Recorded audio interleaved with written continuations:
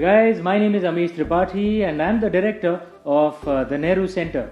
The Nehru Centre is the cultural wing of the Indian High Commission in the UK, and we've been in existence for many decades, and we organize wonderful events at this very auditorium, which is in Mayfair in central London. Sadly, as you can see, the auditorium is empty. It has been empty since we were all put into lockdown due to the coronavirus pandemic. But what we Indians believe is that the other side of a crisis is an opportunity. And what we have done at the Nehru Centre is moved all our events online. So now if you attend our online events, every single seat is a VIP seat. Like you get a front row at our events. No trouble of parking, no trouble of travelling all the way. And most practically all the programs that we would do, like literary discussions and dance performances, musical performances, we are doing them all on our online channels. You can register for our newsletter at our website nehrucentre.org.uk. You don't need to write them down, they will be displayed at the bottom of the screen. You can also come to our Facebook page, which is a verified page, the Nehru Centre. You can follow updates on all our events on Twitter as well, the Nehru Centre, that's also a verified account. Or you can come to our YouTube channel, again, the Nehru Centre. We are nothing if not consistent. I hope you do come to our online channels and enjoy the events that we are putting up for you. Thank you so much for all your love and support. Namaste, Jai Hind.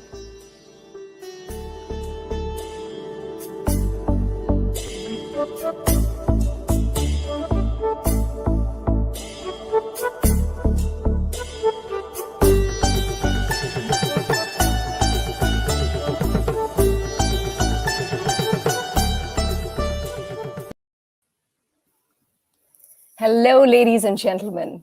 And today I believe we have a record number of children logging in as well. Hello, namaste, assalamu alaikum.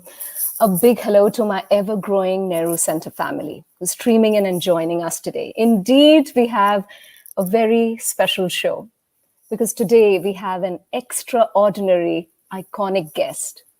But before we welcome him, I would like to first welcome our visionary director, Amish Tripathi. Let me tell you, Amish is definitely a visionary, a man of many talents, a diplomat, an author, a columnist. He's taken over as the director of the Nehru Centre in London in October 2019. Amish has been listed amongst the 50 most powerful Indians by India Today. Forbes India has ranked Amish amongst the top 100 most influential celebrities in India. Amish has written 9 books till date. His books have sold 5.5 million copies and have been translated into 10 Indian and 9 international languages. He is iconic, to say the least. Please put your hands together and welcome Amish. Hi, Amish. Thank you so much, Raageshwari. But our guest who's coming up on stage has 275 million readers. If his readers were an independent country, it would be the 4th largest country in the world. His numbers are beyond imagination. Let's get him up on stage quickly. And it's exciting that you, as an author, really love his books. So it's just fast-paced, so diverse, and of course in India. But we're going to have so much fun talking to him about India and talking to him about his love for cricket, his fantastic wife, and of course, hidden in plain sight. So ladies and gentlemen, our chief guest, our guest of honor today is a phenomena, former politician, best-selling author, the greatest storyteller of our time, sold more than 300 million books worldwide, the only author to have had the #1 bestseller in fiction, non-fiction, and short stories. The author who keeps getting better and keeps growing younger, Lord Jeffrey Archer.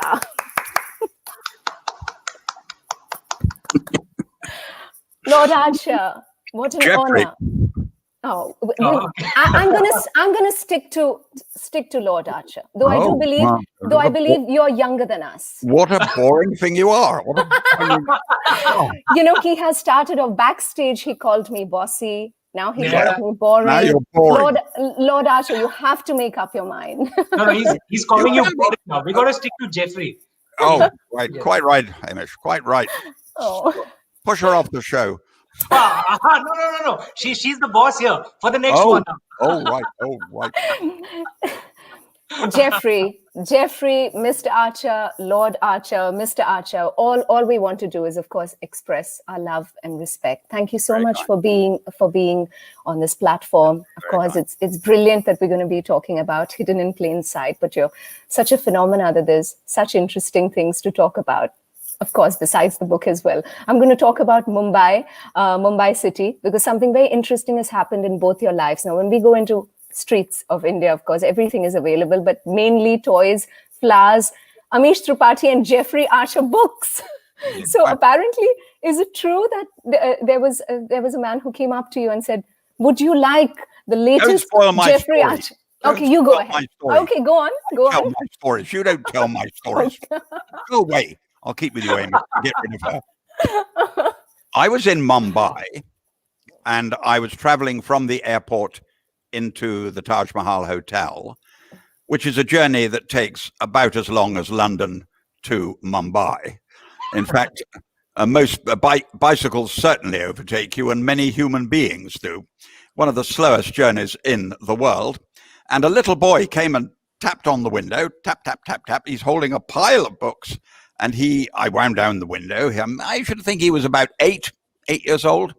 And I said, hello. And he said, would you like the latest Jeffrey Archer? And I said, I am the latest Jeffrey Archer.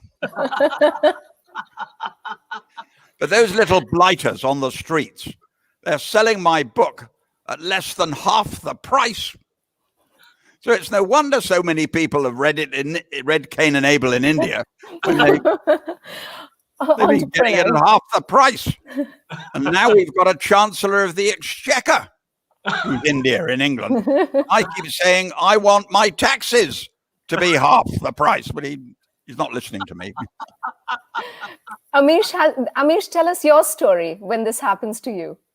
No, nobody comes and tells me, are you Jeffrey Archer? But it's one. Well, you're a lot older than I am, Amish. I mean, you're struggling around in that job at Nehru Centre.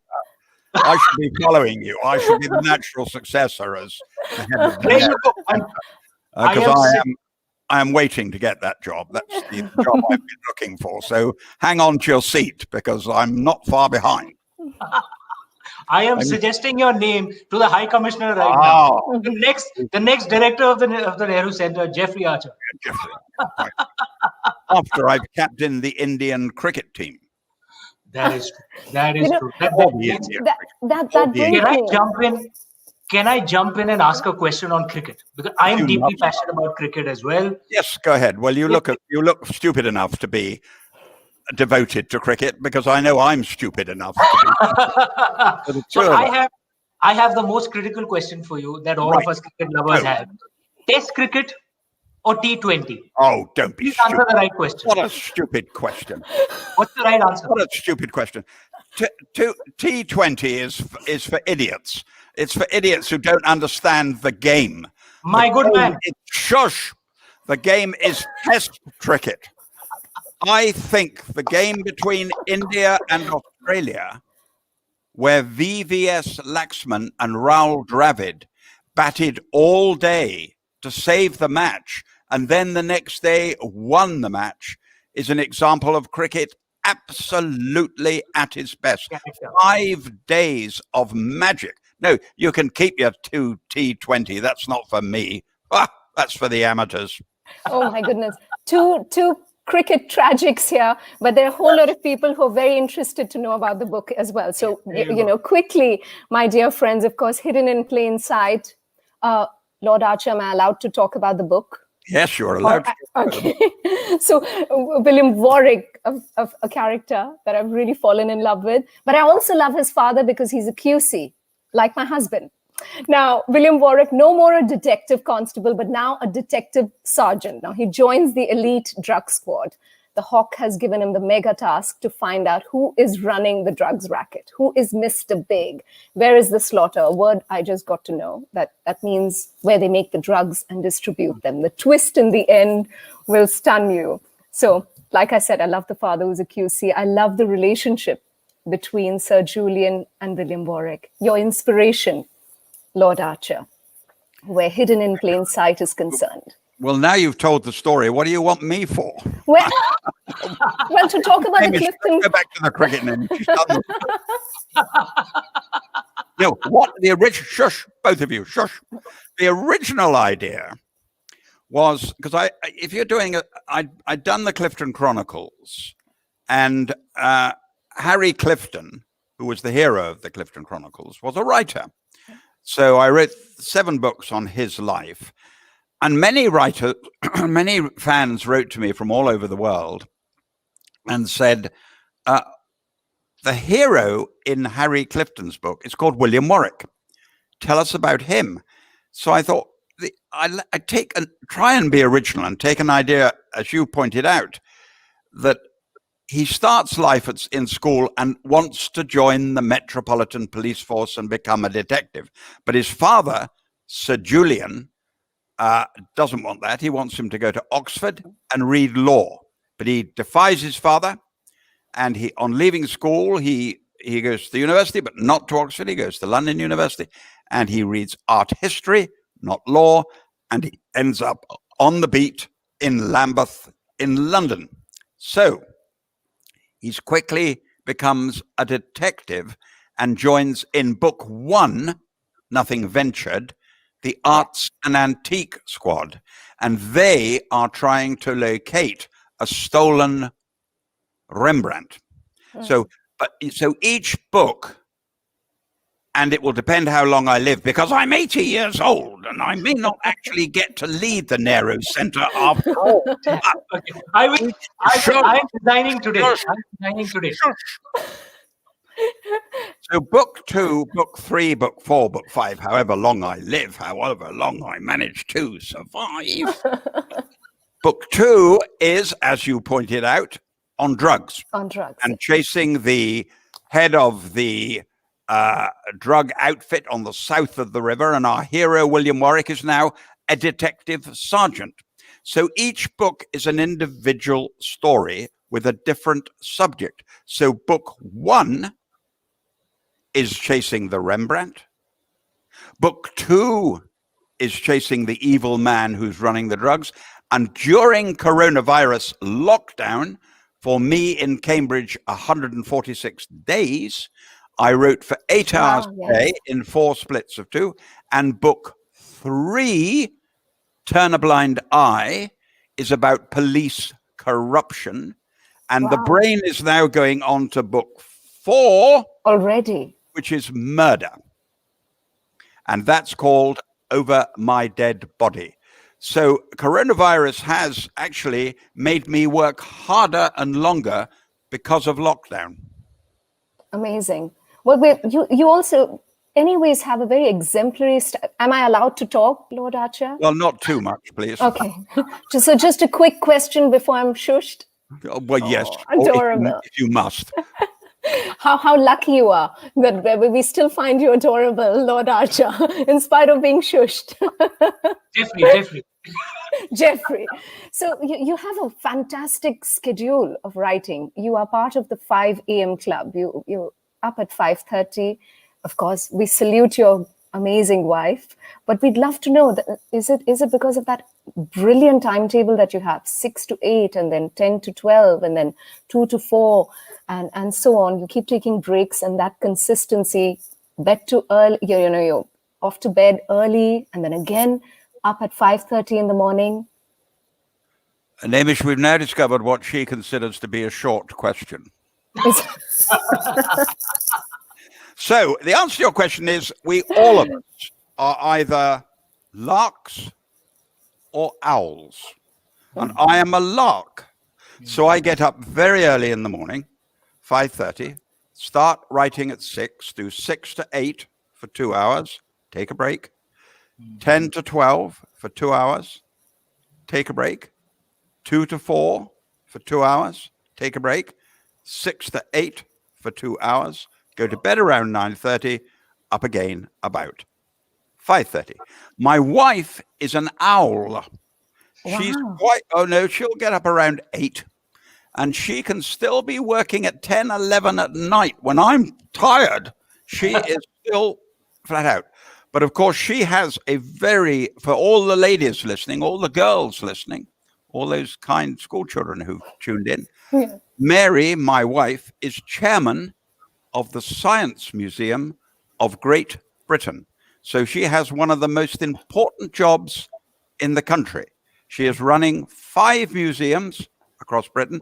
The biggest, of course, the Science Museum in London, has 4 million visitors a year, but not this year. Yeah. This year, it has been closed for a very long time, and she can't wait to get it back open again. So she's an owl, and I'm a lark. And we are exact opposites in every way. I well remember when my son, my first child, was born, and a QC who your husband will know, Michael Beloff, was one of the godfathers, and he held the child in his arms, our first child, Mary and my first child, and he said, "We must hope that this child has the looks of Mary and the brains of Mary."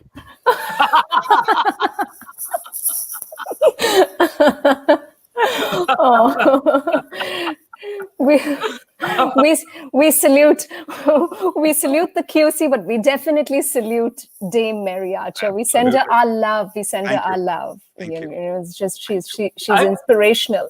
Yes, Amish. You'll get to come up and say hello, Alison. Yeah. If you'd be kind enough to ask Mary if she's not on Zoom. Oh, wonderful! Let her come in. I'll allow her 2 minutes. I won't allow her anymore. No, we would love that. That would be brilliant. I get forgotten very quickly. and I take it personally, when she comes on, and then they never want to see me again. It's laughter. Amish, you want to take the next question while we wait for Dame Mary? Yeah. On your writing schedule, because you've also said a few times that storytelling is a God-given gift. Yes. And that it adapts with the age. Can you just tell us what your thoughts are on that for the audience listening? Well, I think you can be a good writer, even a great writer, if you're well educated, well read, and well taught. But I genuinely believe the art of telling a story so that you cannot stop turning the page is a God-given gift. It is not. I'm not a singer. I don't play the violin. I'm not a ballet dancer. I'm a storyteller, and I think that is a God-given gift. Though I did have a rather embarrassing situation in India a couple of years ago when I was being interviewed by a young lady who came in and she locked the door. Yes, and she came up and she said, "I want to know the secret of where you get your stories, how you get your stories." And I said, "Well, I'm very lucky. It's a God-given gift, and it just happens every day." And she said, No, I won't tell anyone. Just you and me will know. Oh, I said, well, I have to be honest. I'm lucky.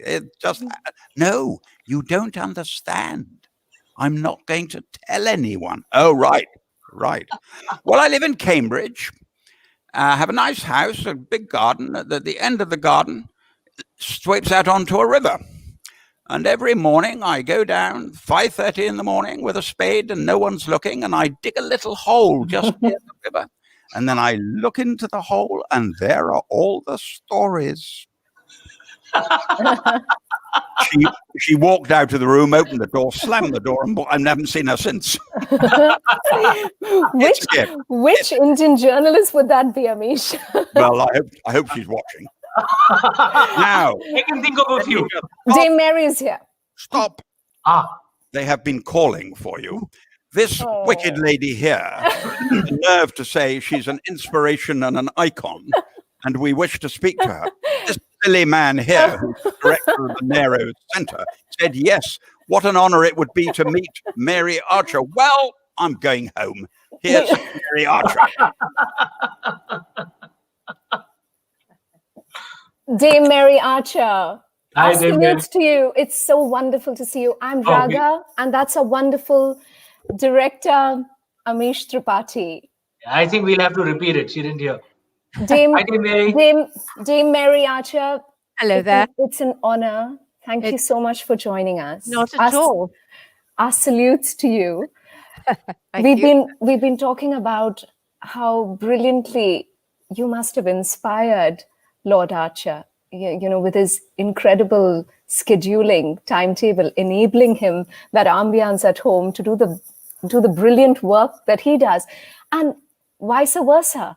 Because it's amazing that you chair the science, museums, and it's incredible. How has the year been? Intense, because you haven't had visitors. The year has been like no other for the Science Museum, or indeed the whole Science Museum group, because there are 5 museums in our group, of which the Science Museum itself is the flagship. So we're just entering the lockdown, the 3rd lockdown for the Science Museum today. So it's been a very difficult year. In a normal year, across the group, we would get the best part of 5.5 million visitors. This year we will get, because of the first 2 months of the year, basically,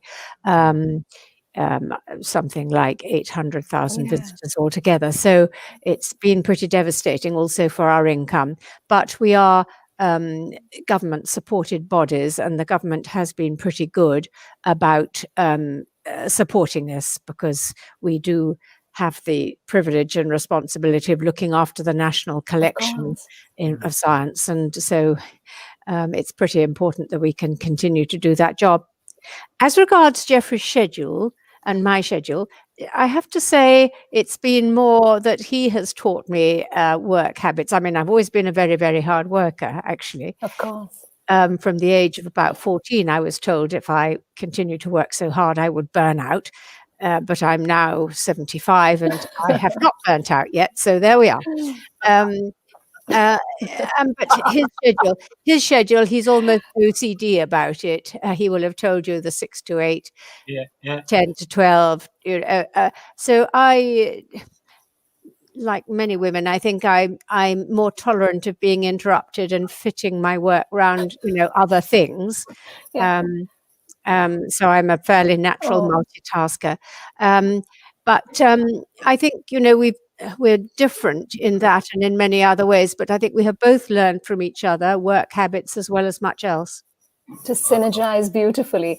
Dame Mary Archer, because you're here, it's so wonderful. It's almost providence. You must launch the book. So it's just a digital launch. I wish we were all together. So let Lord Archer stand there and we give you the rights to do the honors. Viniji, if you could play the video. We're launching the book thanks to Dame Mary Archer. Well, that's very sweet. Do play the video and then perhaps we can talk a bit more.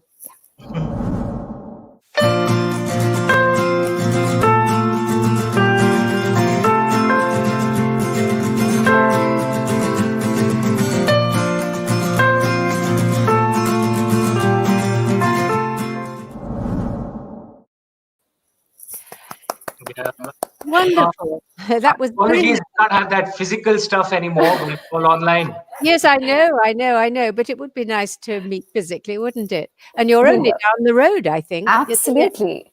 The Nehru Centre is. It's in Mayfair, South Audley Street. Yeah, South Audley Street. And I'm at Chelsea, so very, very close to the river. Have you ever launched any of his books before?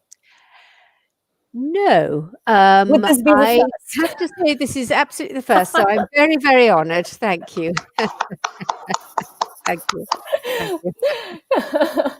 So it's been a pleasure to chat with you. Very nice Mary to talk Archer. to you too. Very and nice.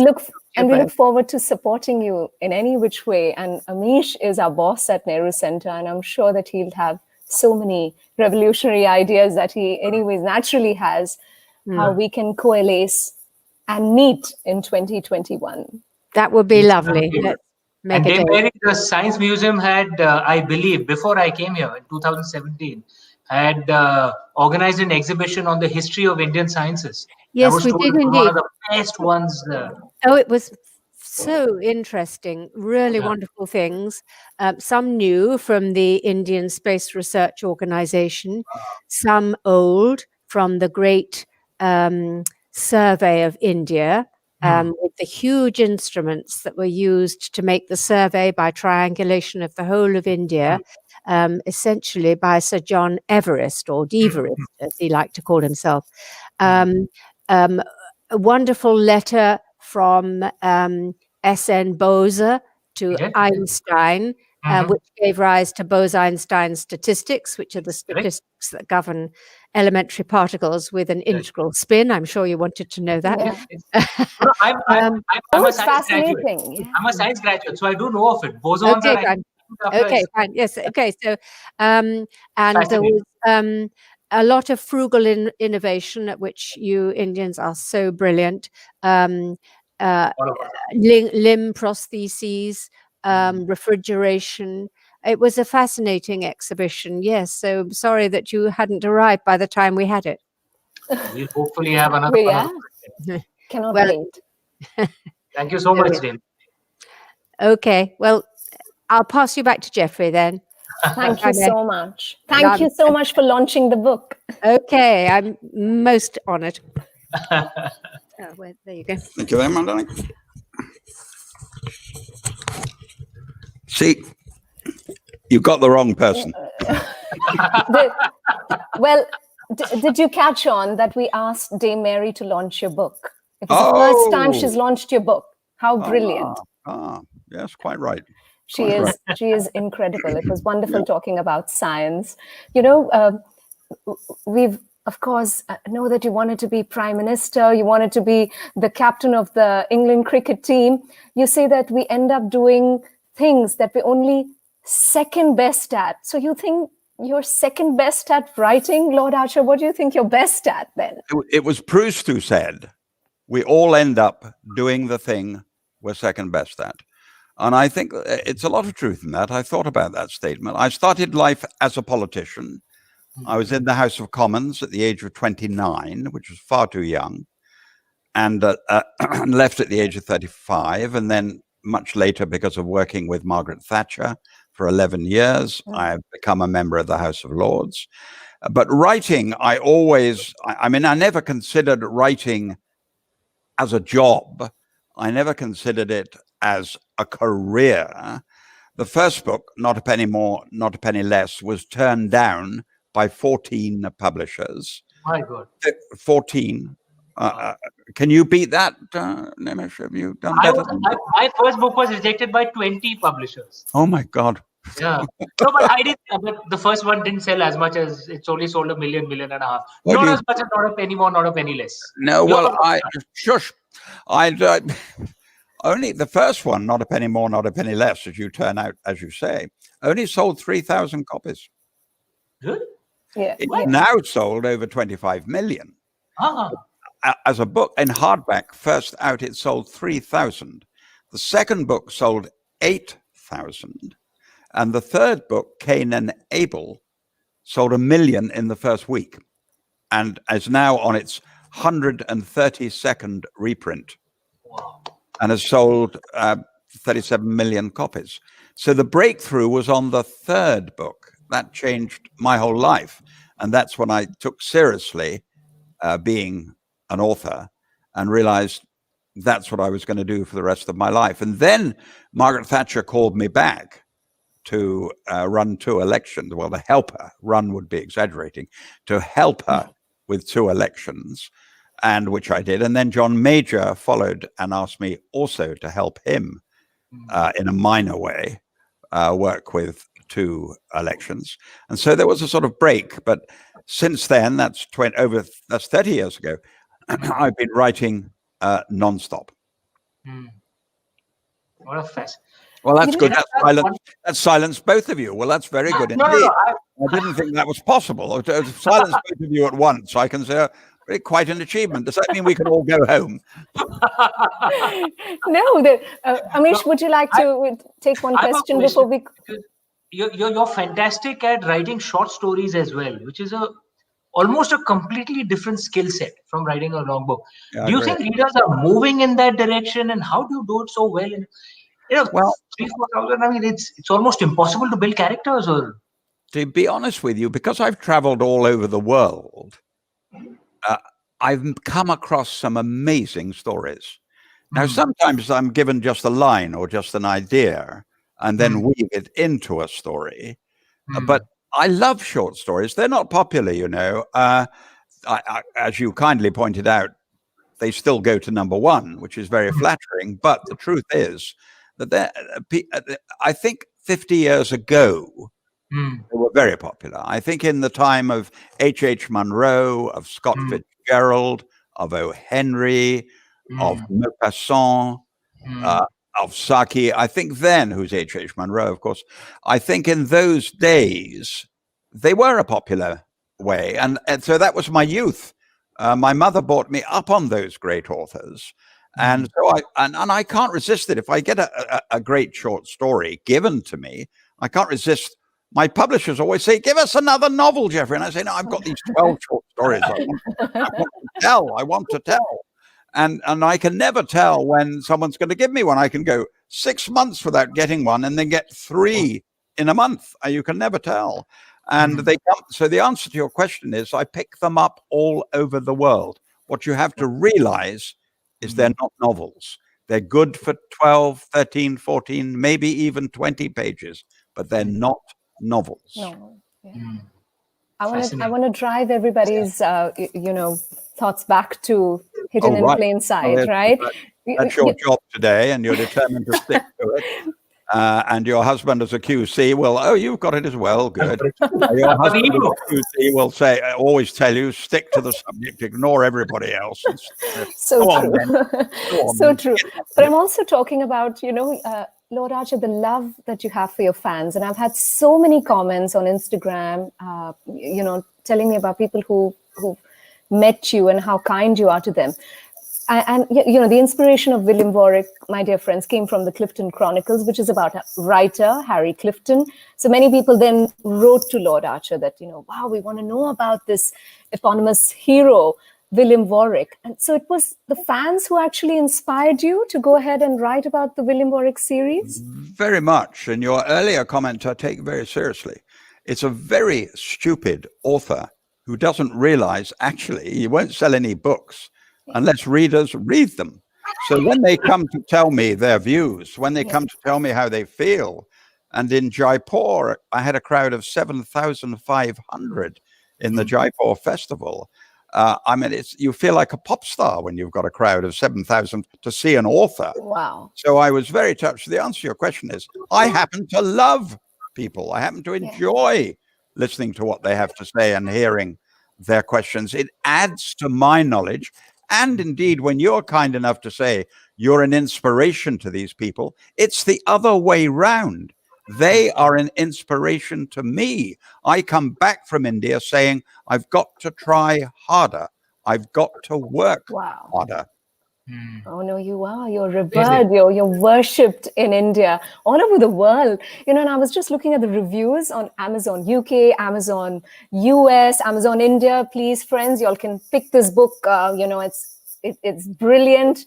And it's interesting to see that no matter which country it is, all the reviews are all Indian names, 80% of the reviews. So in India, you're actually revered. So that brings me to the next question, that both Amish and Lord Archer support this very interesting charity, which is from India.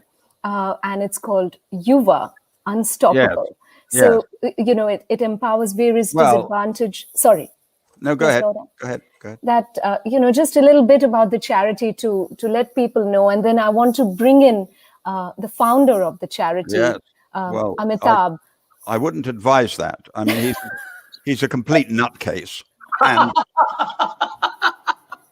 absolutely mad. I mean, I got stuck with him about 5 or 6 years ago, and I've been stuck with him ever since. But I have to tell you, I wouldn't be stuck with him if he wasn't doing a fantastic job for children, both with his amazing campaign to get lavatories in schools for girls. Because I will tell you here and now, because I do like joking, I do like teasing, but I'm not joking now when I say the next generation of young women, and I'm talking 8, 9, 10, 11, 12, 13, 14, are the most exciting I have ever seen in any country on earth. And it's the women in India. And you men better wake up, because you've been chauvinistic long enough. It's going to be the women who really lead India in this century. And I've been so excited by them. Now, Amitabh, who is a complete nutcase, Amitabh is a man who has devoted his life to helping those people. He's devoted hour after hour, day after day, month after month to making their lives better. And many of them will not even realize who he is. He is he's one of my heroes. He's a complete nutcase, but I'm a let's get him on. Can we have Amitabh join us on stage? Do we have to? Hi, Amitabh.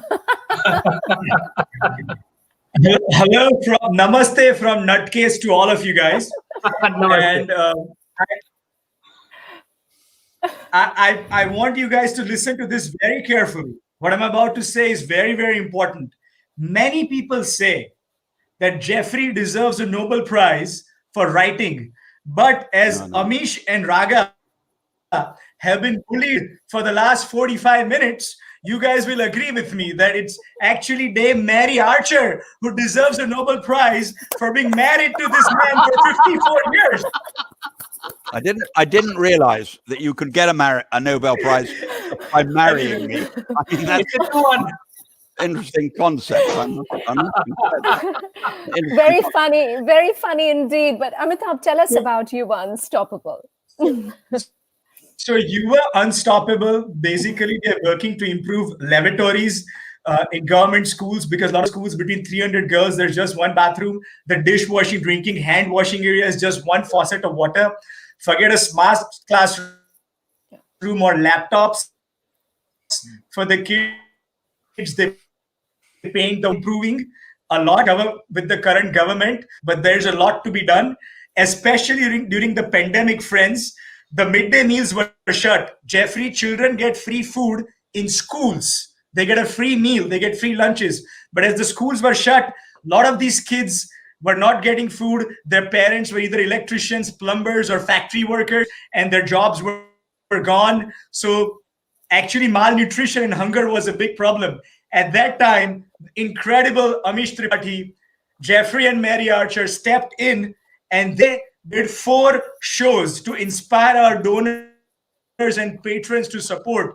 Jeffrey has really been introducing us to donor after donor after donor. And I'm happy to say we're able to provide ration and sanitation kits to 500,000 children across the country. And we've got one such girl, Didisha Ramani, who's on her way to be a doctor. And both her parents are diamond workers. And she was supported because of Amish's kindness. Jeffrey, Amish is a legend in India. He's got the best heart a human being can ever have. And he's visited the children, the teachers, the sweepers in the school, and motivated all of us. He's not good enough to be the Indian cricket captain, so he's not as gifted as you are, but he's got a phenomenal heart. And I can only watch cricket. And one last thing I would say, that apart from I'm so glad him being such an incredible cricketer. What do you have to say? What is this last thing you have to say, Amitabh? We were getting bored with you, so get over with the last thing. So this is my program, not yours. My last boring thing is that apart from Sir Ian Botham entertaining the whole world with his cricket, one more amazing thing he did is introduce me to Lord Archer. And Lord Archer for the last 5 years has been one of the kindest, most giving, and most entertaining person who's helped us feed thousands and thousands. So thank you to both of you so much from the bottom of my heart. please stay on the screen because you've just made a complete fool of yourself, which is something you do fairly regularly. Sir Ian Botham is no longer Sir Ian Botham. He is now Lord Botham. He's been made a Lord, Amitabh. Wonderful. Yes. Oh, get that right in the future, could you? Deservedly. Yes. Deservedly. Quite right. Done a lot for charity. Not only one of the great all-rounders the game has ever known, but he's done an amazing amount for charity, including helping you. Thank you, Amitabh. That was truly inspiring. Amitabh, you're a star. There he is. There he is. Love you, Jeffrey. Thank you. We're going to call one of... He's a star, but he's a nutcase at the same time. Is he gone? Have we got rid of him? He's very much... He's a nutcase at the same time. He is a star, but he's a nutcase. Okay, let's have one of Amitabh's students, Vidisha Ramani, who's on her way to be a doctor, and she's exemplary, and she's Bravo. a living example of what Yuva Unstoppable can do to a wonderful mind. Vidisha, welcome to the show, and I believe thank you so much, ma'am. Huge congratulations for everything that you've achieved. Bravo. More power to you. You have two questions. I believe you have one question for Amish sir and for Lord Archer. No. A question only for Jeffrey Archer. Yes, I have. Is it? Okay, only for Lord Archer. Go ahead. No. No one's interested in Amish. No one's interested. Yeah, exactly. I'm surprised he's still on the screen. I thought he was doing the introduction and then we were getting rid of him. Oh, so go ahead, young doctor. Shush, all of you. Go ahead, Firstly, young doctor. Tell me what you want to ask. Firstly, thank you so much, Amish sir and Jeffrey sir, for supporting Yuva Unstoppable. And now my question to the Jeffrey sir. Sir, what is your favorite thing in Yuva Unstoppable? And why do you support Yuva Unstoppable and students like us? Gosh.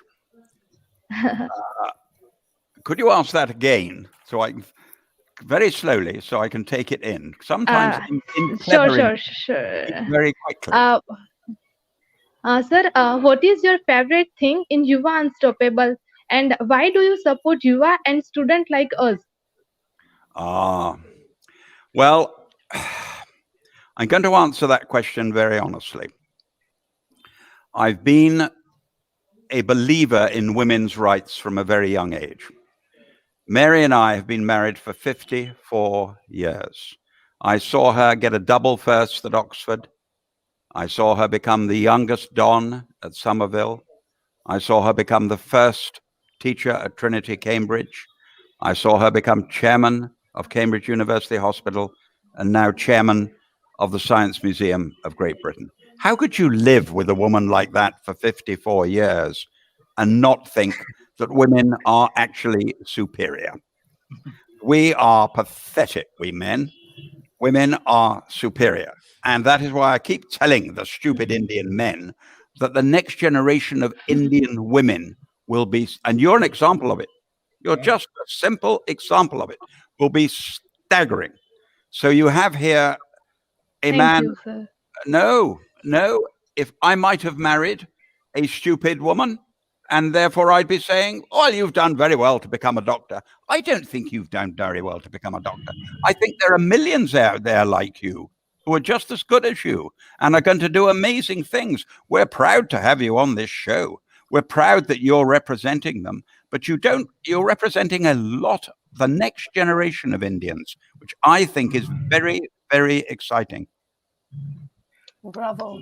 Sure, sir. Thank you, sir. Bravo. No, thank you. And very good luck in your career, because I wouldn't have the courage. I don't have the brain to be a doctor.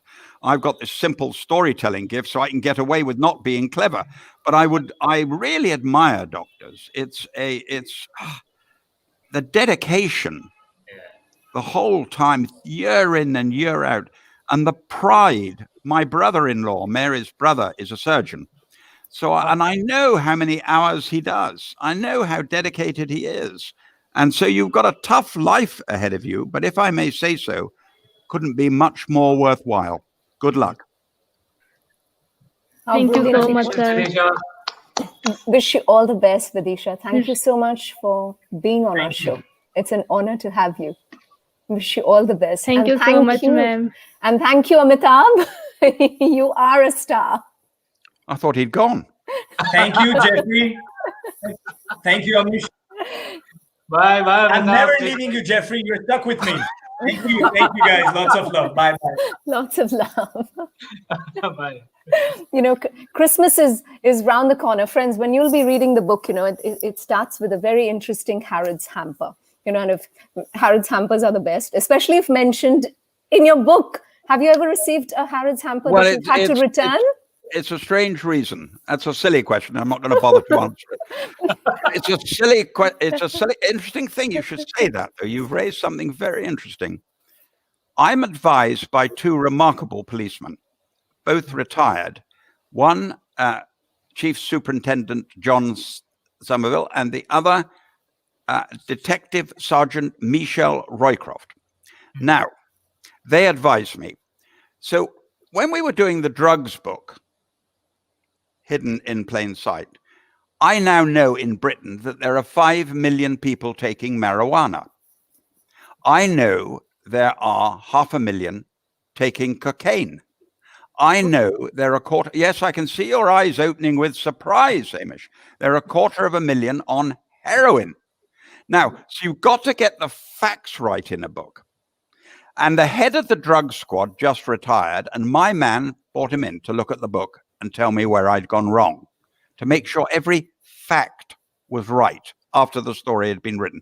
Because it's very important that readers don't write in and say, don't be silly, Jeffrey. You've got the figures wrong. You've got to get that sort of thing. You've got to get right. So I sat and said, and tell me some things about your life. He's head of the drug squad. Yeah. And I said, tell me some things about your life. And he was so boring. I kept saying, boring, try harder, boring. And I couldn't get anything out of him. It was all facts. So boring. And we're going off to lunch one day. He was great company, got a PhD, a lot of these policemen are incredibly bright, got a PhD. And I said, well, tell me someone who really annoyed you. And he said, well, I had a burglar when I was younger, when I was an inspector. I had a burglar. I knew he existed. He knew I was trying to catch him. And it was a daily battle. And he said, and what really annoyed me, Jeffrey, was he used to send every Christmas, he'd send me a Harrods hamper. So I got him by the throat and said, that is what I call a story. So you're quite right. Yes. The first 5 pages of the new book are the team sitting around the table with this Harrods hamper in the middle, and they can't touch it. They have to send it down or they're not allowed to take anything from it. But ever since then, every policeman I deal with, and in book 3, I deal with someone who was in police protection. And in book 4, I've been dealing with someone who's head of the murder squad. And each time I say to them, I want a Harrods hamper. And what I mean is, I don't just want facts. I want something that's in there and let me weave it into a story. And I thought the Harrods hamper was such fun. I put it in the first 5 pages. And so all my policemen say to each other, he's looking for a Harrods hamper.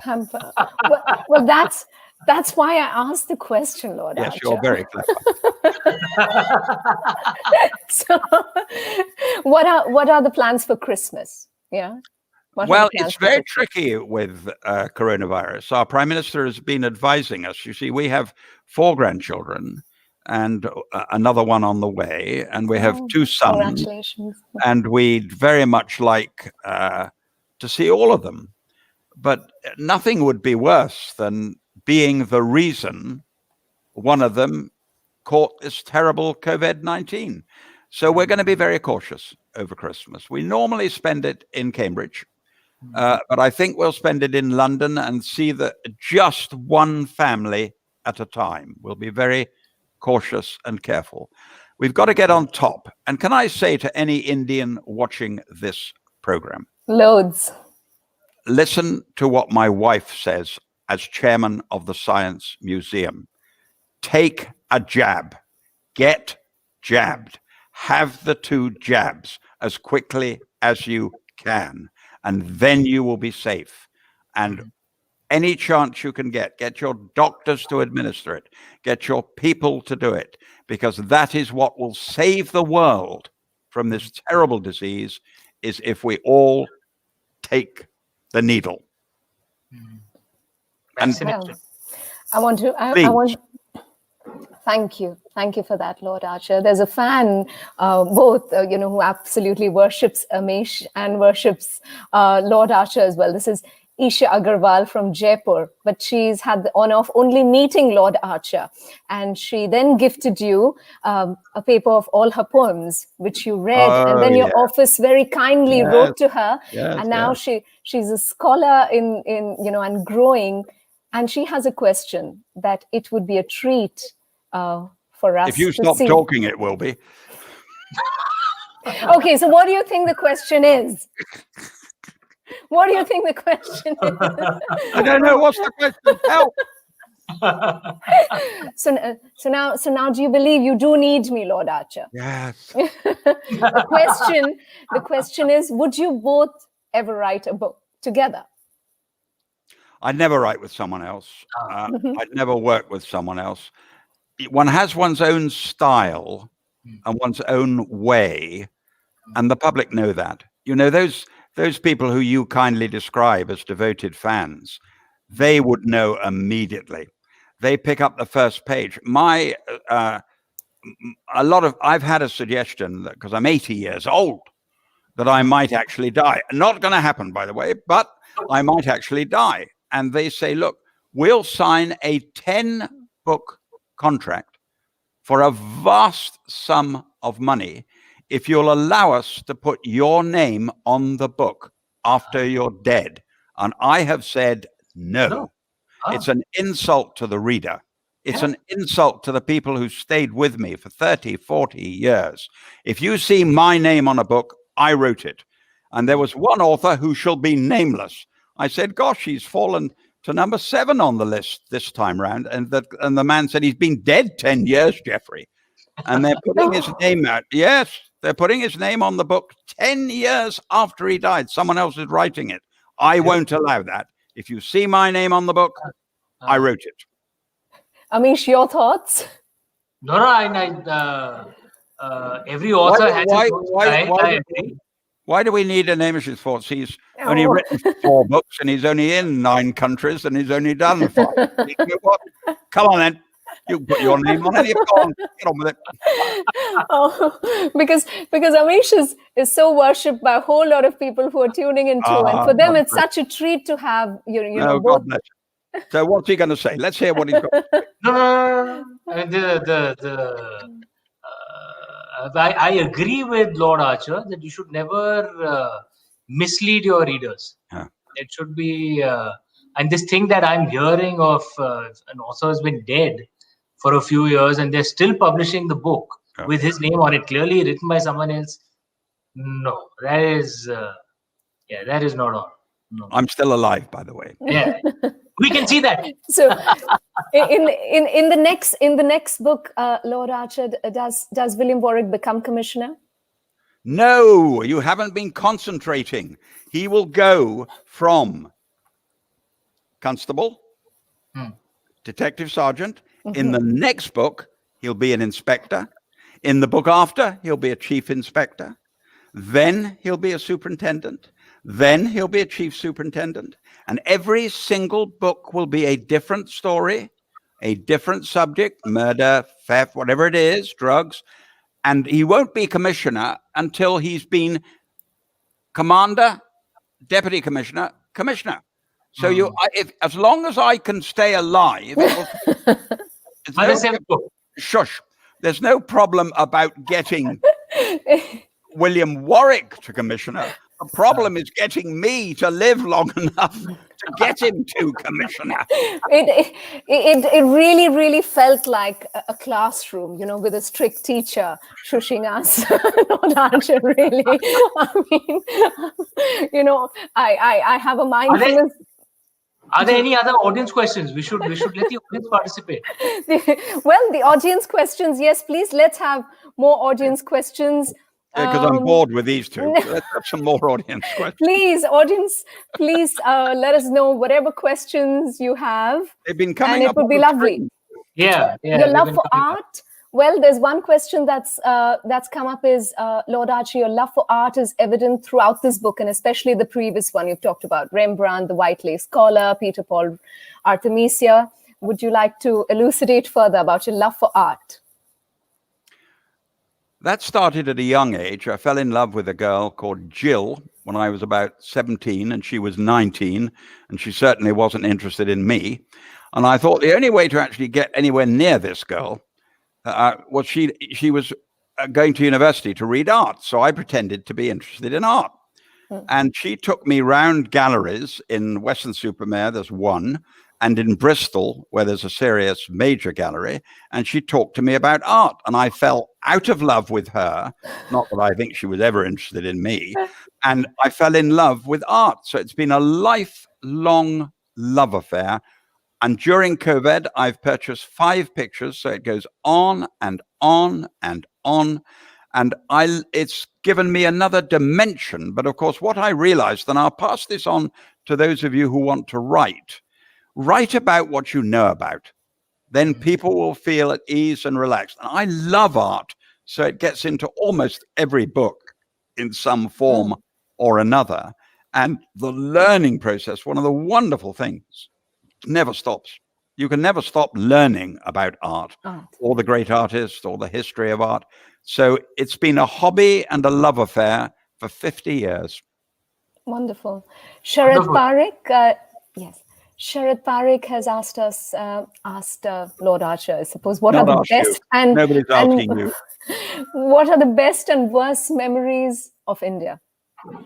Well, the best is the kindness of the people.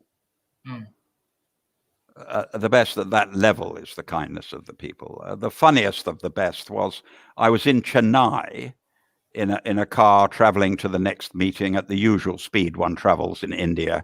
I've always said if I wasn't Prime Minister of Great Britain, I should have been Minister for Transport in India. They clearly need someone to get a grip of the transport. Still, as I was traveling to the next meeting, this most beautiful girl dressed in a sari she was beautiful. She passed me on the pavement, and then I passed her in the car, and then she passed me on the pavement, then I passed her on the car. You know, I passed her 11 times and she passed me 11 times. If it had lasted any longer, we'd have been engaged. But the worst... So was that your best memory or worst memory? That's my best memory. My worst memory is going back to those streets. I was once in a car with my publisher. We were in Calcutta, and I was looking at the children on the streets. And I said, look, there's Picasso. He said, huh? I said, oh, there's Brahms. And he looked surprised. And I said, oh, there's Pavarotti. And he said, what are you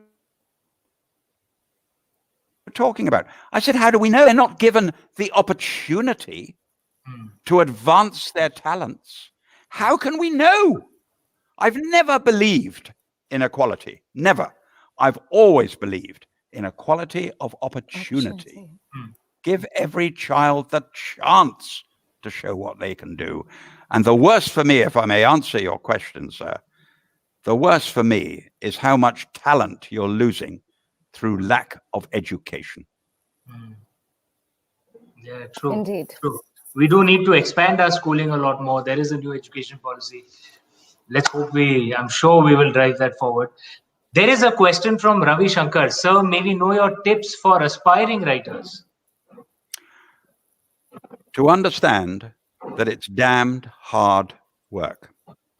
Every one of my books, handwritten, is 14 drafts. I don't allow anyone to read it until I've done 14 drafts, handwritten. You can't write a book in one draft and then hand it in. That's just the outline. You've got to work and work and work. And the next tip is a very serious one. Don't show it to your wife or your husband or a friend. They will lie. They will tell you it's wonderful. It's going to be a bestseller. You're amazing. You have to find a friend who will show it to someone who doesn't know you and will tell the truth. Otherwise, you'll go around thinking you've got one of the world's bestsellers. You must, those near you will always be kind. They'll always be soft. Try and get someone to tell you the truth. And if you're lucky enough to get an agent, they will tell you the truth, because they won't be able to sell your book to a publisher if it's not up to it. You want to take the next question? Good advice. Good advice. Jeffrey, another question from Poppy Day. I guess we'll make this the last one. Yes. Are you going to write more short stories? I adore your short stories. I'll decide, Namish, when it's the last one. Thank you very much. No, that's okay. I'll tell you when it's the last. Yeah, happy to hold you here. You're trying to make good course. Thank you, Poppy. I've got your question. Now, Poppy, listen carefully. You clearly have not been listening to this program. You clearly popped in at the last moment. As I explained, I have to write 8 books about William Warwick, and I'll then be 86, 87 years old. And if I'm still alive then, and I will be, I shall be writing short stories, but not at the moment. Okay. Now, and since you walked into it and said we can extend the program, we're going to extend it. So there's a question from Garima Chawla. Who or what was your inspiration for Christina Rosenthal? That's a wicked question. You are clearly a wicked woman. In fact, looking at your photograph, I haven't any doubt you're a wicked woman. I think she's based on 3 or 4 people. She's saying yeah. Yeah, she is. Yes. I think Christina's based on 3 or 4 people. I think she's wait a moment, Christina, not Virginia. Christina Rosenthal. Hold it. Of the short story fame. Yes, she's a very wicked woman. She may be the most wicked woman I've ever written about. But you'll remember the first line of that book. That short story. Cheap at half the price. The opening line is, women are naturally superior to men. And Christina Rosenthal was no exception. And then, of course, you discover why she's such a wicked woman. I got that story, by the way. That story, by the way, in reference to something one of you said earlier, that story is a true story. I got it from Alan Gard, a brilliant diamond merchant. He told me the story, and then I wrote it in my own way. So that woman existed, and she knew exactly what she was doing. Thank you, Garima, for the question, and thank you, Lord Archer, for the answer. 2 more questions. I'm going home. 2 more. I'll decide. Thank you. No, 2 more. You haven't given us the name of that woman, though. The inspiration. No. Who? No, I am not going to tell you. No. All right. There's a question from Kritneet Kohli. Give us advice as a writer other than practicing each day. I guess you know that. Well, I'm afraid if you're a storyteller, it's just naturally in the brain fizzing around the whole time. And when you use the word practicing, a very interesting word, yes, you have to work every single day. You don't get better. I mean, you don't become, looking at your wonderful name, you don't become captain of the Indian cricket team and bat all day unless you go in the nets all day and all night.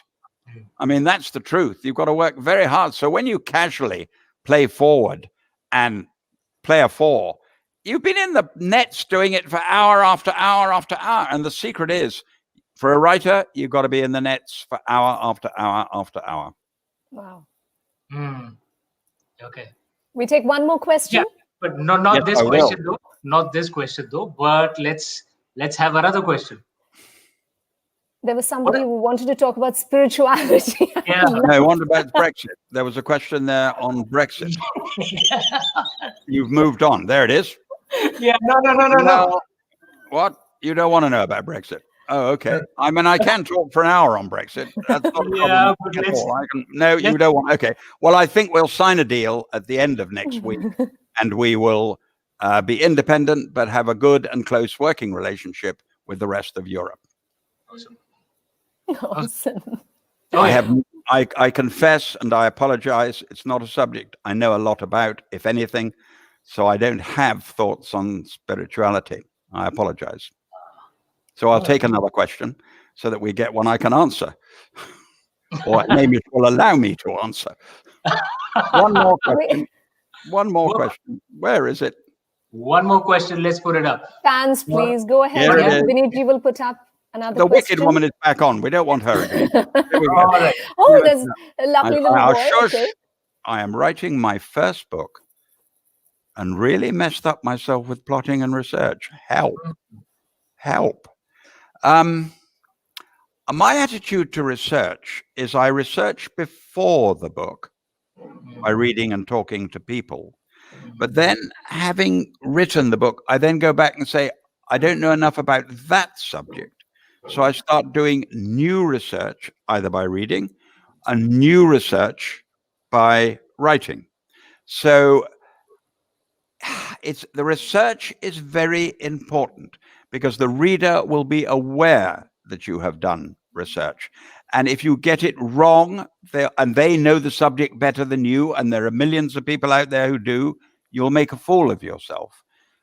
So you've got to get the research right, but don't over-research. Don't get to a sentence and say, and he walked into the room and saw a Picasso painting. Picasso was born in 1860. He was 5'2" and bald before he was 40. He loved women and had mistresses every week, many of them of which he painted. And then get on with the story. No, he walked in and saw a Picasso painting. The reader's intelligent enough to know the great man and have a vague idea what it might be. You might say, as if you look back, if you can put there's a self-portrait picture behind me by David Hockney. Now, by saying the word, there is a self-portrait by David Hockney, I saw both your eyes light up. Of course. We don't need a speech about the fact he lives in California and comes from Yorkshire. Could we ever stop you?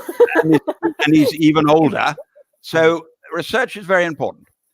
But can I end by saying, as long as those two don't interrupt me, can I end by saying, what a privilege it's been to be on this program. What a privilege it's been to be with you. And what a privilege it is that so many people do read my books and are so kind about them. And be assured, I will go on as long as I can. I love writing. I never stop loving it. And I even more love the kindness that comes from people who've read the books. Thank you very much indeed. And if I can add, what a privilege it will be for the Nehru Centre when you become the director here.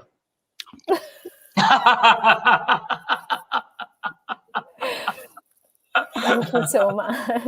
Thank you so much, gentlemen. Am I allowed to talk? It's really felt like a classroom being shushed. Go ahead. Thank you, teacher.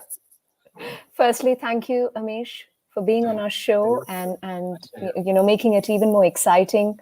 Thank you, Lord Archer, for continuing to share your genius with us, ladies and gentlemen. And little children out there, go ahead, get your copy of Hidden in Plain Sight.